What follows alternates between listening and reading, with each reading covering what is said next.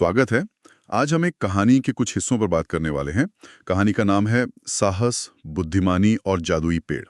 इसमें एक जंगल है, एक जादुई पेड़ जिसकी शक्ति कम हो रही है और दो बच्चे हैं, अनिया और कबीर। और वो एक कह सकते हैं एक अनोखी चुनौती का सामना करते हैं। तो आज हम इन अंशों को देखकर ये समझने की कोशिश करेंगे कि कहानी में साहस और बुद्धिमानी के बारे में क्या संदेश छुपा है। कहानी शुरू होते ही किरदारों का फर्क पता चल जाता है। वो पेड़ जब फुसफुसाता है ना, तो कबीर एकदम से डर जाता है, कहता है चलो यहां से चलते हैं। लेकिन अनिया वो अलग है। वो कहती नहीं रुको, ये पेड़ हमसे कुछ कहना चाहता है। यहीं से वो एक एक कॉन्ट्रास्ट दिखता है ना। हाँ बिल्कुल। ये शुरुआती जो रिएक्शन है ये बहुत कुछ बताता है। अक्सर ऐसी कहानियां जो ऊपर से सरल लगती हैं उनमें गहरे मतलब छिपे होते हैं। पात्रों के जरिए, घटनाओं के जरिए बड़ी बातें समझाई जाती हैं। हमारा काम यही है कि कहानी की सतह से थोड़ा नीचे जाकर देखें, उन पॉइंट्स को पकड़ें। सही कहा। तो चलिए फिर इस कहानी की डिटेल्स में और उसके पीछे के मतलब में गहराई से उतरते हैं। देखते हैं कि अनिया और कबीर की ये जो यात्रा है वो हमें हिम्मत और अक्ल के बारे में क्या सिखाती है। कहानी में जो असल प्रॉब्लम सामने आती है वो तब जब पेड़ अपनी मुश्किल बताता है, बड़ी धीमी आवाज में, शायद थकी हुई आवाज में। कहता है मैं इस जंगल का रक्षक हूं, लेकिन अब मेरी जादुई शक्ति वो कमजोर पड़ रही है। बताता है कि कोई उसकी जड़ से एक जादुई पत्थर चुरा ले गया है। तो यहां बात सिर्फ एक पेड़ की बीमारी की नहीं है, वो जंगल का रक्षक है जो खतरे में है। ये चीज पूरी सिचुएशन को कितना गंभीर बना देती है। जी, ये रक्षक शब्द का इस्तेमाल बहुत महत्वपूर्ण है यहाँ। इससे वो पेड़ सिर्फ एक पेड़ नहीं रहता, वो एक सिंबल बन जाता है, एक जिम्मेदारी का केंद्र। उसकी कमजोरी सिर्फ उसकी अपनी नहीं है, वो पूरे जंगल के लिए खतरा है, उसका संतुलन बिगड़ सकता है। तो बच्चों के सामने जो चैलेंज है, उसका वजन और बढ़ जाता है। वो सिर्फ एक पेड़ की मदद नहीं कर रहे, वो तो जैसे पूरे इकोसिस्टम के गार्डियन को बचाने निकले हैं। उनके मिशन को एक बड़ा मकसद मिल जाता है इससे। बिल्कुल। और इस बड़ी चुनौती के सामने बच्चों का रिएक्शन भी देखने लायक है। अनिया का रवैया तो एकदम क्लियर है। कहानी में लिखा है अनिया ने साहस दिखाया और पत्थर ढूंढने का वादा किया। कोई हिचकिचाहट नहीं, बस एक पक्का इरादा। और दूसरी तरफ कबीर है। उसके बारे में लिखा है कबीर डरते डरते उसके साथ चल पड़ा। वो डरा हुआ है, ये साफ है, पर वो अनिया का साथ नहीं छोड़ता। हाँ, ये पॉइंट बहुत दिलचस्प है, क्योंकि ये साहस की एक ज्यादा असली तस्वीर दिखाता है। साहस का मतलब हमेशा ये नहीं होता कि डर बिल्कुल ना हो। कबीर का डर असली है। किसी भी बच्चे को ऐसी सिचुएशन में डर लगेगा ही, पर उसका डर उस पर हावी नहीं होता। उसका फैसला अनया के साथ जाने का, डर के बावजूद, वो एक अलग किस्म का साहस है, शायद दोस्ती का या जिम्मेदारी का। अनया का साहस ज्यादा मुखर है, वो लीड कर रही है, लेकिन कबीर का डर के साथ भी आगे बढ़ना, वो भी उतना ही जरूरी है। कहानी शायद यही कह रही है कि साहस कई तरह का होता है और दोनों की जरूरत पड़ सकती है। हाँ, सोचने वाली बात है। शायद कबीर का डर उसे आगे चलकर ज्यादा होशियार भी बनाता हो। खैर, उनका ये मिला जुला साहस उन्हें आगे ले जाता है और वो पहुंचते हैं एक पुरानी गुफा तक। कहानी बताती है गहराई में उन्हें एक पुराना गुफा मिला जहां एक लोमड़ी उस चमकते हुए पत्थर को छिपाकर बैठी थी। तो अब दुश्मन सामने है, और वो कोई राक्षस नहीं, एक चालाक जानवर जिसके पास वो पत्थर है।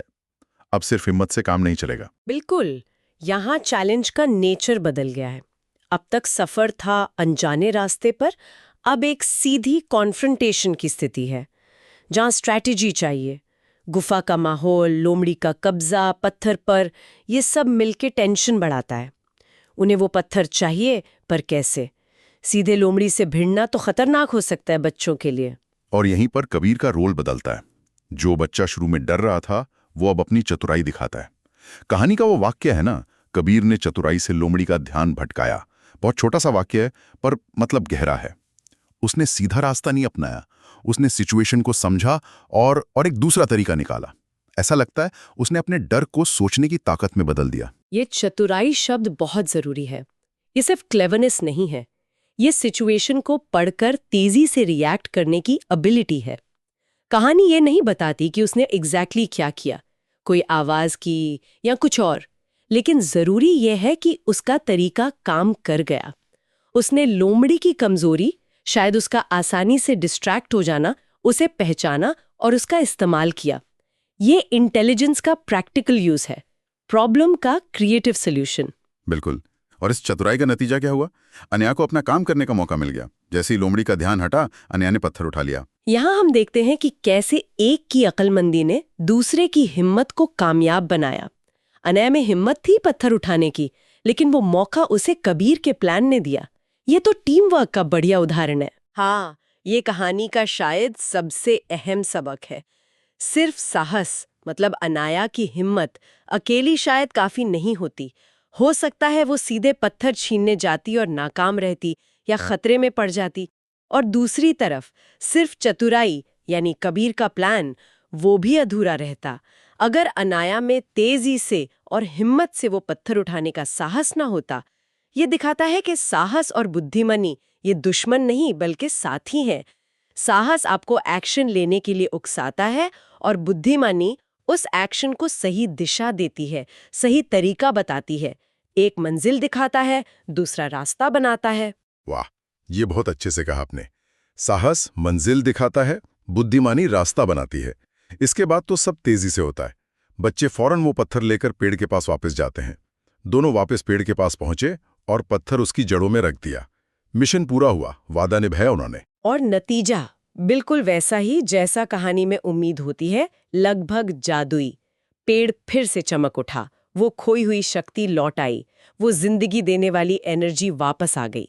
ये सिर्फ फिजिकल घटना नहीं है, ये एक तरह से ऑर्डर का रिस्टोर होना है। रक्षक फिर से ताकतवर हो गया है, जंगल का बैलेंस वापस आ गया है।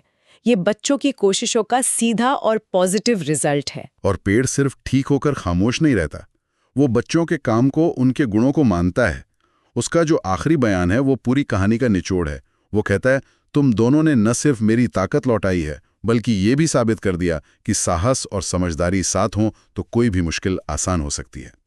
ये बहुत साफ और दमदार मैसेज है। जी, ये मैसेज पूरी कहानी के तजुर्बे को समेट लेता है। यहाँ साहस का मतलब शायद अनया का वो पहला इरादा है, मुश्किल का सामना करने की हिम्मत।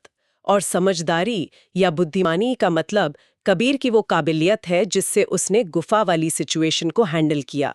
कहानी ये नहीं कह रही कि एक गुण दूसरे से बेहतर है, बल्कि ये कि जब ये दोनों साथ हों तो मुश्किल आसान हो जाती है।